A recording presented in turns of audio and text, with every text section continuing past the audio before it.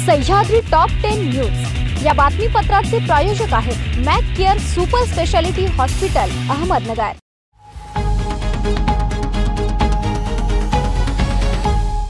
प्रेक्षकांनो नमस्कार, मी मानसी। पाहूयात अहिल्यानगर जिल्ह्यातील महत्त्वपूर्ण बातम्यांचा आढावा सह्याद्री टॉप 10 न्यूज मध्ये। संगमनेर विधानसभा मतदारसंघात काँग्रेस नेते बाळासाहेब थोरात यांचा शिंदे गटाचे अमोल खताळ यांनी धक्कादायक पराभव केला। निकालानंतर बाळासाहेब थोरात यांनी कार्यकर्त्यांशी संवाद साधला। या मेळाव्यातून बाळासाहेब थोरात यांनी भाजप नेते राधाकृष्ण विखे पाटील यांच्यावर हल्लाबोल केला।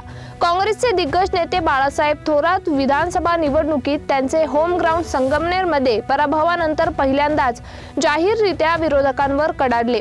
आता आपले आमदार सत्यजित तांबे आहेत, त्यांच्या माध्यमातून काम मार्गी लावू असे सांगून सत्यजित तांबे यांना काँग्रेसमध्ये पुन्हा सक्रिय करण्याचे संकेत यावेळी बाळासाहेब थोरात यांनी दिले।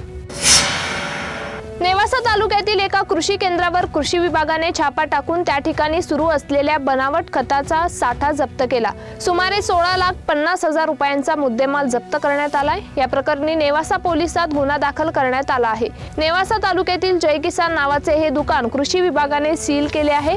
जिल्हाधिकारी सिद्धराम सालीमठ यांच्या मार्गदर्शनाखाली जिल्हा अधीक्षक कृषी अधिकारी सुधाकर बोराळे यांना मिळालेल्या माहितीनुसार नेवासा तालुक्यातील एका दुकानात बनावट खत निर्मिती होत असल्याची खात्रीशीर माहिती मिळाली होती।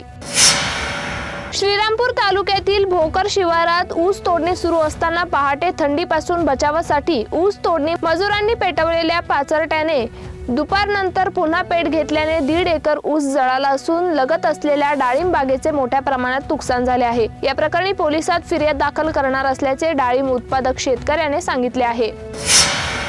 बंगालच्या उपसागरात फेंगल चक्रीवादळ निर्माण झाले आहे, त्यामुळे जिल्ह्यातील कमाल तापमानात वाढ होऊन थंडीमध्ये घट झाली आहे। कडाक्याच्या थंडीचे प्रमाण ओसरले आहे। वातावरणातही कमालीचा बदल झाला आहे। दिवसभर ढगाळ वातावरण असल्याने गहू, हरभरा, कांदा या पिकांवर देखील परिणाम होण्याची शक्यता आहे। या पिकांना थंडी ही पोषक असते व अशा वातावरण बदलामुळे रोगांचा प्रादुर्भाव होण्याची शक्यता देखील वर्तवण्यात येत आहे। शेतकऱ्यांनी पिकांची काळजी घ्यावी असे आवाहन हवामान तज्ज्ञांच्या माध्यमातून करण्यात आले आहे। शिर्डी शहरात कालिकानगर बाजारतळ परिसरात जुने मटन मार्केट येथे विक्रीसाठी आणलेला 1,40,000 रुपये किमतीचे 700 किलो गोमांस पोलिसांनी पकडले। युरोपियनच्या 2 मोटारसायकल, 9 मोबाईल असा 2,60,000चा साहित्य पोलिसांनी जप्त केले आहे। या प्रकरणी शिर्डी पोलीस ठाण्यात 5 आरोपींविरोधात गुन्हा दाखल करण्यात आला आहे।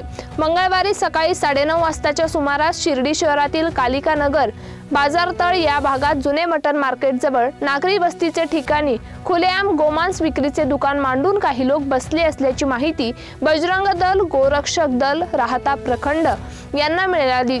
या कार्यकर्त्यांनी पोलिसांना माहिती दिली व पोलिसांनी सदर ठिकाणी छापा टाकला।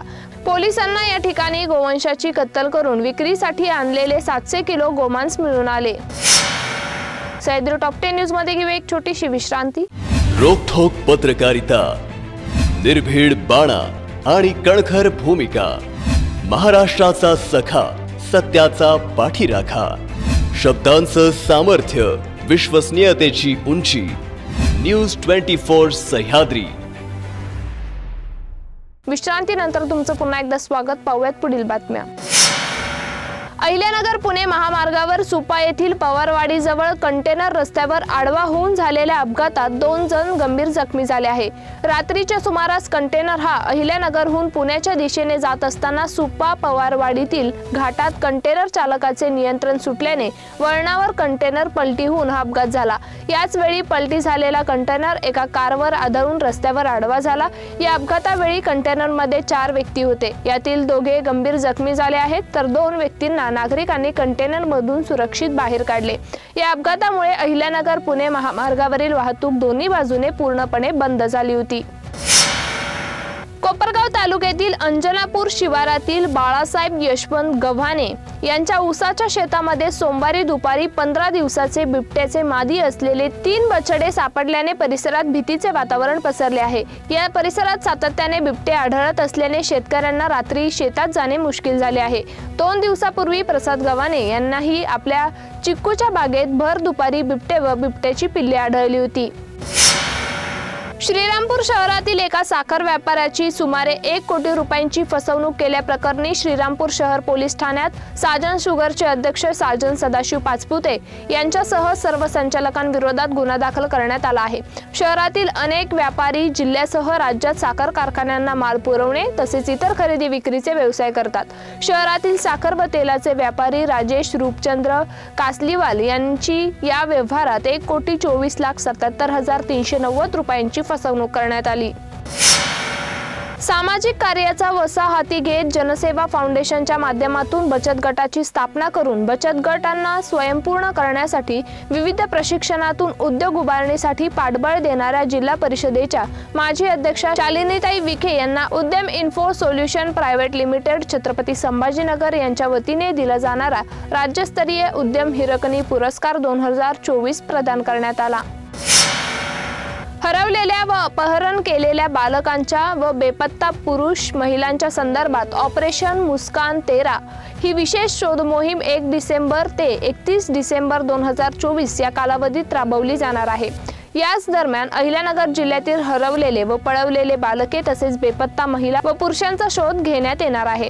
राज्यभरात ऑपरेशन मुस्कान 13 ही मोहीम सुरू झाली आहे। नगर जिल्ह्यात देखील पोलीस अधीक्षक राकेश ओला, अप्पर पोलीस अधीक्षक प्रशांत खैरे यांच्या मार्गदर्शनाखाली अनैतिक मानवीय वाहतूक प्रतिबंधक कक्षामार्फत ही मोहीम राबवली जात आहे। सह्याद्री टॉप 10 न्यूज मध्ये इथेच थांबतोय, मात्र तुम्ही पाहत रहा news 24 Sahyadri. Sahyadri top 10 news या बातमीपत्राचे प्रायोजक होते Mac Care super speciality hospital Ahmednagar. शब्दांचं सामर्थ्य, विश्वसनीयतेची उंची, न्यूज 24 सह्याद्री।